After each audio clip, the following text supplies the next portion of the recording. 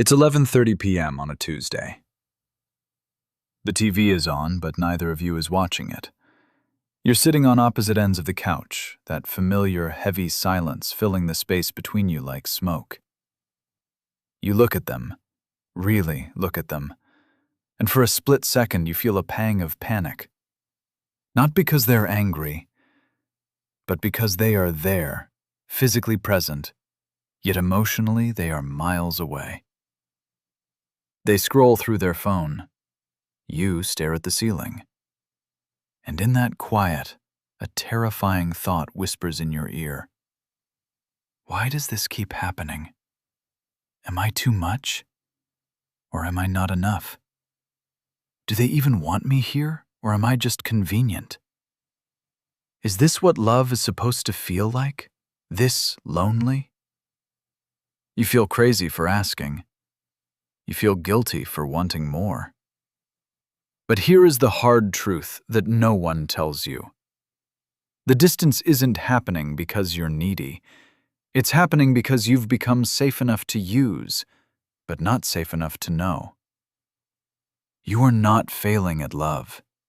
You are not broken. And you certainly didn't imagine the connection you felt in the beginning. That connection was real. But what you are experiencing now is a specific psychological dynamic where intimacy is consumed, not shared. By the end of this video, you will know exactly how to tell the difference between a partner who is struggling to connect and a partner who is using your energy to regulate their own discomfort. You will stop guessing. You will start seeing. Let's get into it. Most couples believe that if their partner pulls away, it's a sign that the love is fading. They think, if they really loved me, they would want to be close all the time. So they try harder. They text more. They plan more dates. They ask, "What's wrong?" over and over again. But the real truth is much deeper, and honestly, it's harder to hear. When an avoidant partner pulls away, it's rarely about a lack of love. It's about a surplus of overwhelm. Your partner's nervous system is reading your need for closeness as a demand on their autonomy. To them, intimacy doesn't feel like safety. It feels like engulfment. So when they withdraw, they aren't trying to hurt you. They are trying to breathe. Here is the paradigm shift. Avoidance is not the absence of care. It is the presence of fear. When safety leaves a relationship, the love doesn't disappear. It goes underground. It hides behind walls of indifference, busy schedules, and "I just need space." What looks like stonewalling is usually someone who has been so overwhelmed by emotional expectation that silence is the only protection they have left. But there is a dark side to this. Because while some avoidants withdraw to protect the relationship, others withdraw to use the relationship. There is a critical difference between a partner who is scared of intimacy and a partner who is comfortable with your intimacy but unwilling to offer their own. One is a wound. The other is a pattern of exploitation. And knowing which one you are dealing with changes everything. You are their anchor, not their partner. Most people in relationships expect reciprocity. You support them when they're down, they support you when you're up. It's a ping-pong match of care. But in this dynamic, the ball only moves in one direction. You notice that they only reach out with depth, vulnerability, or intense affection when they are in crisis. When their job is stressful, when their family is difficult, or when they feel insecure, that's when you are the most important person in their world. But the moment their storm passes, the warmth evaporates. Here's the part no one talks about. For an avoidant who is using you, You are not a person to be known. You are a resource to be regulated. Their nervous system uses your stability to calm their anxiety. Once they are calm, they no longer need the regulator. They don't see your withdrawal as a loss. They see it as a return to baseline. They are outsourcing their emotional labor to you because they haven't developed the internal capacity to self-soothe. Let's look at how this sounds. In the disconnecting version, they call you at 2 a.m. crying about a work failure. You stay on the phone for 3 hours, soothing them. The next day, you have a minor bad day. You text them, "Hey, having a rough one." They reply 6 hours later with, "Sorry, busy. Hope it gets better." No follow-up, no check-in, just radio silence until their next crisis. In the connecting version, they call you stressed. You listen. The next day, they text, "Thanks for last night. I know I was heavy. How are you holding up today? Can I bring you dinner?" And when you stop being just the emergency contact, you stop feeling like a utility and start feeling like a priority. That's the shift that turns a relationship that feels like a negotiation into one that feels like a refuge. They want your body, but not your biography.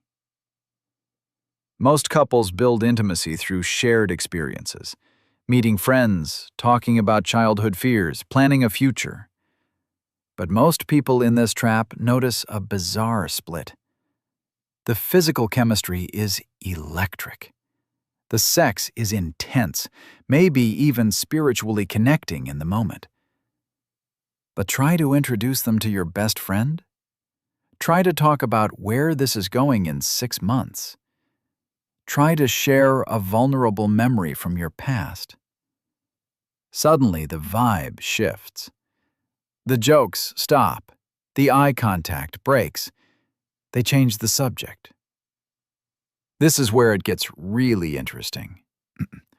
Physical intimacy allows an avoidant to feel close without being known. Sex is a way to merge bodies while keeping the soul guarded. If they know your deepest fears, your dreams, and your history, they feel accountable to you. They feel tied to you. By keeping the intimacy physical, but the emotional life superficial, they get the dopamine hit of connection without the terror of obligation. They are consuming the feeling of love without paying the price of commitment. In the disconnecting version, you're lying in bed after sex, feeling open. You say, "I really love how safe I feel with you." They stiffen slightly, pull away, and say, "Yeah, that was great. Hey, did you see that game last night?" The wall goes up instantly. In the connecting version, you share that same sentiment. They pause. They might not say, "I love you" back yet, but they stay present. They say, "That means a lot to hear. I feel really connected to you right now." They let the moment land. That's when your partner stops feeling like a secret you're keeping and starts feeling like a person you're building a life with. And when you do that, the walls between you start to come down without either of you having to say a word. They feed you just enough to keep you starving. Most people in healthy relationships have a consistent baseline of affection. Sure, there are ups and downs, but the floor is solid. In this dynamic, the floor is missing. You spend weeks feeling ignored, dismissed, or coldly treated. You start to pull away, thinking, "Okay, I'm done. I can't do this anymore." And the second you detach, the second you stop chasing, they come back. Not with a grand apology, but with a crumb, a sweet text, a sudden invite, a moment of intense charm. Just enough to reset your hope. Just enough to make you think, see, they do care. I just needed to give them space.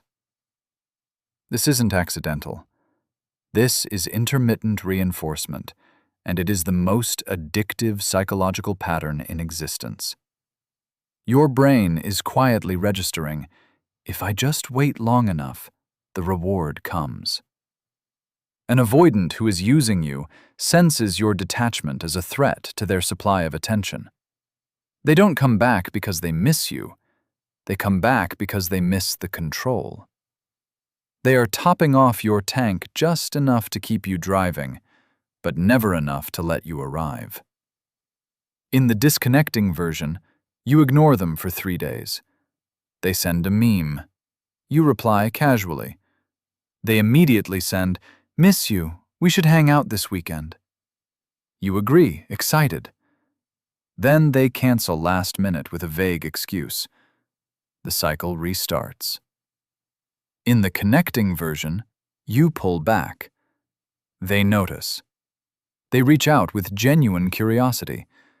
"I've felt some distance lately. I miss you. Is everything okay? I'd love to talk when you're ready." And then they respect your pace. That's the shift that turns a relationship that feels like a casino into one that feels like a home. You stop gambling with your heart and start investing in your peace. Your boundaries are treated as inconveniences. Most couples negotiate needs. "I need more time alone," or "I need more reassurance." It's a dialogue. But most people in this dynamic find that their needs are consistently framed as drama, neediness, or too much pressure.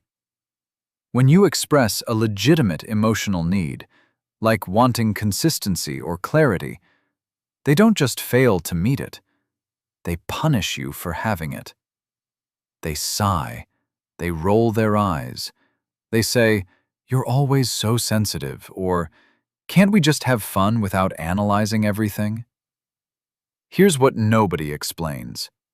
To an avoidant who is using you, your needs are a mirror reflecting their inadequacy.